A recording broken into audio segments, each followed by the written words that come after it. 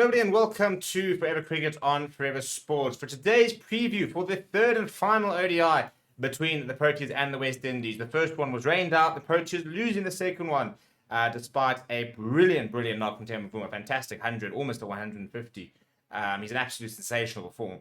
And a frustrating loss because I think it was a game that we should never have lost, really. I think there was some pretty ordinary bowling at times, and then a very poor chase in terms of not any real sort of players not managed to really kick on, apart from like Quinton de Kock, who was seeing beach balls out there, and then a quality knock from Temba.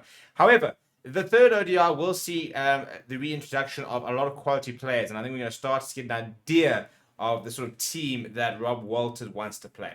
Now, it's been quite a sort of interesting sort of debate really happening in terms of playing your best team versus sort of trying to expand the squad. And that's what a lot of people have been, sort of trying to argue is that, you want to build squad depth, but at the end of the day, there's like less than 10 games until the Cricket World Cup, and we can't really afford to just be handing out caps.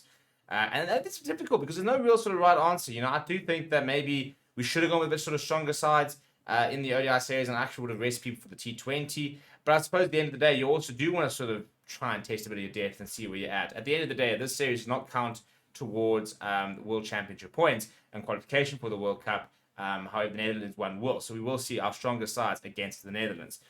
So in terms of teams, the team that we might be able to sort of see tomorrow, this is a potential possible team. Now, the big names that can come back into the side are the likes of Aiden Markham, David Miller, Heinrich Klaassen, who can sort of all return, and I expect them to return into the sort of third final ODI. And that, again, we really struggled our batting department in the last ODI. I think that sort of strengthened it a lot.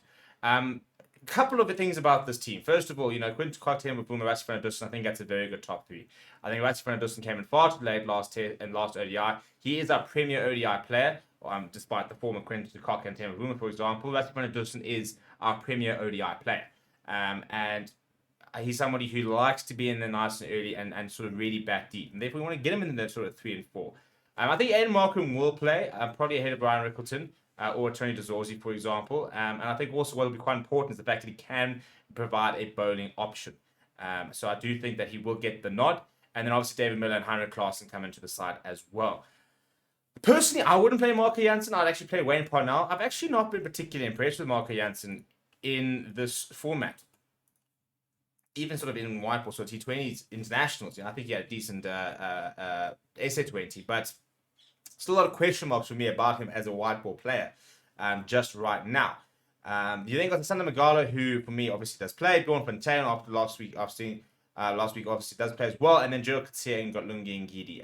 Joe Katsia is an interesting one because domestically he's not the pick of the bowlers.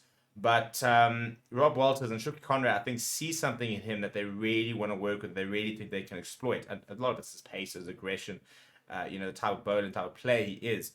So they're really sort of going against the grain a little bit with his continued sort of backing. And to be fair, a couple of wickets in the first ODI, took plenty of wickets in the Test series. So far the backing has continued, and it kind of shows you can go. There's always two approaches. You can go full on stats based and picking the best players, or you can go and see a mold of a player, type player that you want, and you can pick him. So for me, the middle order is the very important one that I think is going to help a lot. I think David Miller should not be coming down anyway after 5. Heinrich Klaassen has been in terrific form, but David Miller for me it's a big shot because you've got Ratsi Dustin, Temba Bavuma, Quinton de Kock, Aiden Markham, such a great player.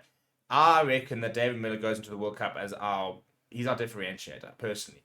I think that he should have been coming in earlier, a lot sooner, and I think that if David Miller's in great form, he can win you tournaments.